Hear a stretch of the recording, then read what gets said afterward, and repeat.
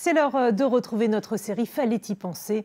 Ce soir, comment soutenir les associations d'aide alimentaire dont les besoins ne cessent d'augmenter?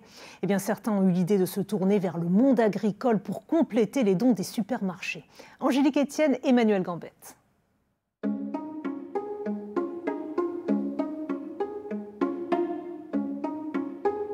On se retrouve aujourd'hui dans une cueillette de pommes, mais pas pour les vendre, pour les donner à des personnes dans le besoin. C'est une association qui organise ses dons entre agriculteurs et associations caritatives, et ça, fallait y penser. Ces pommes à maturité n'attendent plus que des cueilleurs pour quitter leurs arbres, mais pas n'importe comment. Une pomme, quand elle se récolte, on utilise les doigts juste comme réceptacle et on la bascule. Ces fruits vont être offerts à l'aide alimentaire. Ce sont donc les bénévoles de ces associations qui sont chargés de les cueillir. Quel bonheur de faire ça. C'est pour une bonne action. Elles sont belles, hein. Elles sont magnifiques. Jérémy Govy, lui, est venu cueillir avec sa fille de 7 ans.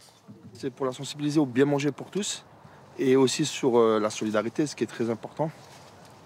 C'est bien parce qu'il y a de plus en plus de besoins, surtout par exemple les étudiants et autres, enfin aux fruits et légumes, les gens il y a beaucoup de besoins actuellement. C'est la Fédération des producteurs de fruits du Bas-Rhin qui fait ce don. Nous avons voulu montrer que nous sommes solidaires et que nous accompagnons aussi les personnes qui n'ont pas la chance de manger à leur faim chaque jour et de leur proposer ces pommes qui sont de belles pommes de qualité. Et cela tombe bien car de plus en plus, les associations d'aide alimentaire ont des difficultés à s'approvisionner dans les supermarchés en fruits et légumes. Ça a fortement baissé avec l'anti-gaspi, des sociétés qui leur font vendre les produits jusqu'à date à la limite. Donc on a une baisse importante de ce côté-là. C'est pour ça qu'il faut que de plus en plus on se tourne vers le milieu agricole. Mais tout cela ne serait pas possible sans l'aide de Solal. C'est cette association qui fait le lien entre agriculteurs et aide alimentaire et organise toute la logistique, comme le don de ces tonnes de pommes de terre. Tous les bénéficiaires des Restos du Cœur, ils sont contents. Il y a des parades toutes les semaines, voilà. Ça permet de faire de la purée, des frites. Ces pommes de terre ont été cultivées par cet agriculteur retraité.